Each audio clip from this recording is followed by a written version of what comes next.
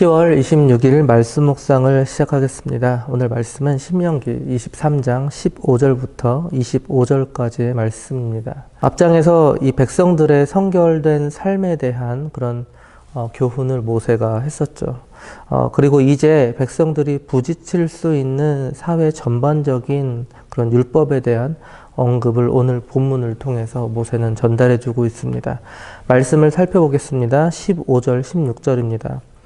종이 그의 주인을 피하여 내게로 도망하거든 너는 그의 주인에게 돌려주지 말고 그가 내 성읍 중에서 원하는 곳을 택하는 대로 너와 함께 내 가운데에 거주하게 하고 그를 압제하지 말지니라. 가장 먼저 주인을 피하여 도망하여 온 이 종에 대한 규례인데요. 그런데 여기서 도망쳐 나온 종은 이스라엘 백성 가운데에 있는 그런 종이 아닌 바로 이방족 속의 종을 말합니다. 당시에 이방 사회에서 도망쳐 나온 그런 노예가 만약에 잡히면 어떻게 되냐면 사지가 잘리거나 죽임을 당했습니다. 따라서 도망 나온 노예를 주인에게 돌려보내는 것은 그를 죽음으로 내모는 그런 무자비한 그런 처사였던 것이죠. 따라서 하나님께서는 이처럼 도망쳐 나온 종을 주인에게로 돌려보내지 말고 자유를 주어서 자기가 원하는 곳에서 살도록 하라고 명령하셨습니다. 왜냐하면 이 종은 이스라엘을 도피성으로 생각하고 간신히 피신해 와서 보호를 요청한 것이기 때문이죠. 즉 간신히 피신해 와서 보호를 요청하는 이 이방 노예를 잔인하게 돌려보내는 일은 없어야 한다라는 것입니다. 17절입니다. 이스라엘 여자 중에 창기가 있지 못할 것이요 이스라엘 남자 중에 남창이 있지 못할지니. 하나님께서는 이스라엘 내에 이 창녀와 남창을 제거하라 명령하셨습니다. 당시 이방 사회에서는 창녀와 매춘을 목적으로 이렇게 신전에서 우상 숭배 의식의 하나로 종교적인 이런 매춘 행위를 하도록 장려하였습니다. 그러나 이러한 행위는 하나님의 거룩하심을 훼손하는 그런 일일 뿐만 아니라 하나님의 창조 질서를 파괴하는 중차대한 범죄였던 것이죠. 따라서 이러한 범죄를 저지른 자는 하나님의 징벌을 받아 멸망받을 수밖에 없었던 것입니다.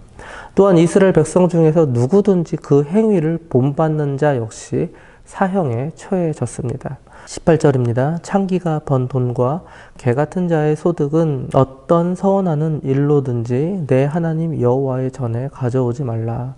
이 둘은 다 내 하나님 여호와께 가증한 것임이니라. 그리고 하나님은 창녀와 남창이 번 돈을 결코 하나님께 바칠 수 없도록 규정하셨습니다. 비록 하나님께 예물을 드리고자 하는 목적이 좋다 할지라도 그 목적을 달성하기 위한 수단이나 방법 역시 옳아야 했기 때문이죠. 만일 그들의 돈이 하나님께 바쳐질 수 있다면 하나님께서 그러한 우상 숭배와 음행을 허용하는 셈이 되고 말 것입니다. 더욱이 하나님께서는 그 예물의 많고 적음이 아니라 바로 그 예물의 정성이 어떠한지를 매우 중요하게 여기시는 분이기 때문에 더더욱이 그런 예물을 받을 수 없다라는 것이죠. 19절 20절입니다. 내가 형제에게 꾸어 주거든 이자를 받지 말지니 곧 돈의 이자, 식물의 이자, 이자를 낼 만한 모든 것의 이자를 받지 말 것이라. 타국인에게 내가 꾸어주면 이자를 받아도 되거니와 내 형제에게 꾸어주거든 이자를 받지 말라. 그리하면 내 하나님 여호와께서 내가 들어가서 차지할 땅에서 내 손으로 하는 범사의 복을 내리시리라.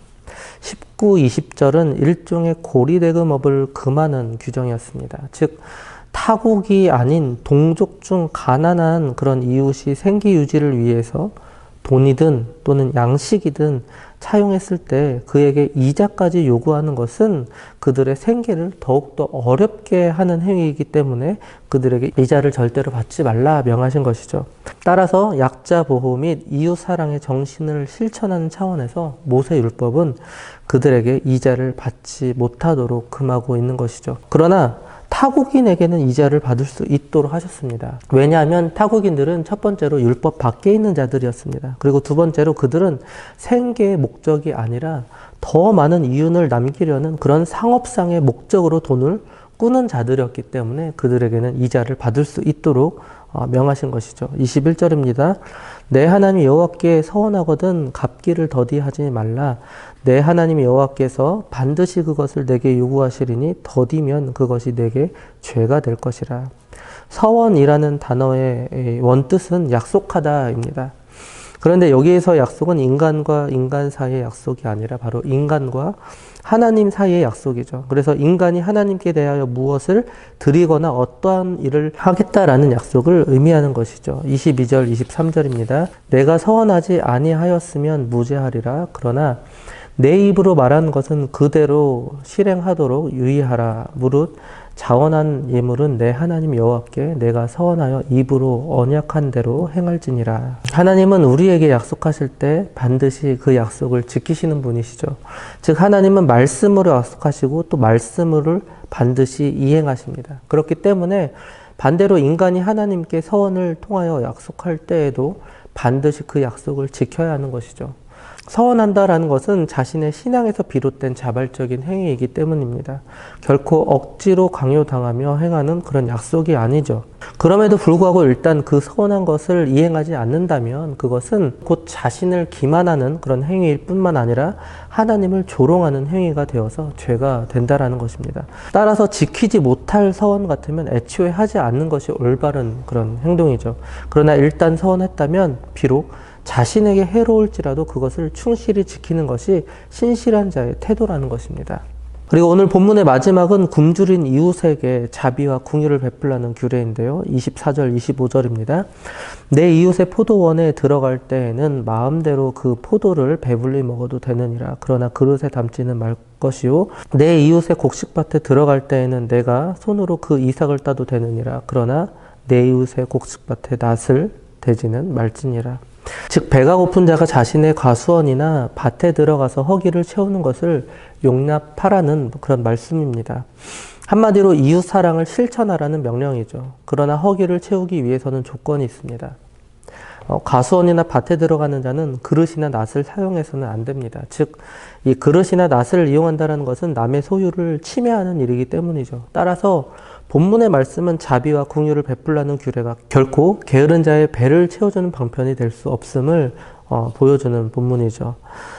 말씀을 마무리하겠습니다. 오늘 본문은 이웃을 어떻게 사랑할 수 있는지를 구체적으로 알려주시는 그런 말씀인 것 같습니다. 가난한 동족이 꾸었을 때 이자를 받지 말라 말씀하셨고 포도원에 배가 고픈 자가 들어왔을 때 허용하라 말씀하셨습니다. 하나님께서 우리에게 이처럼 말씀하시는 이유는 우리의 모든 소유가 바로 하나님의 것이기 때문이죠. 사실 이 사실만 우리가 명확히 알고 있어도 이웃사랑의 실천은 그렇게 어렵지가 않을 것입니다.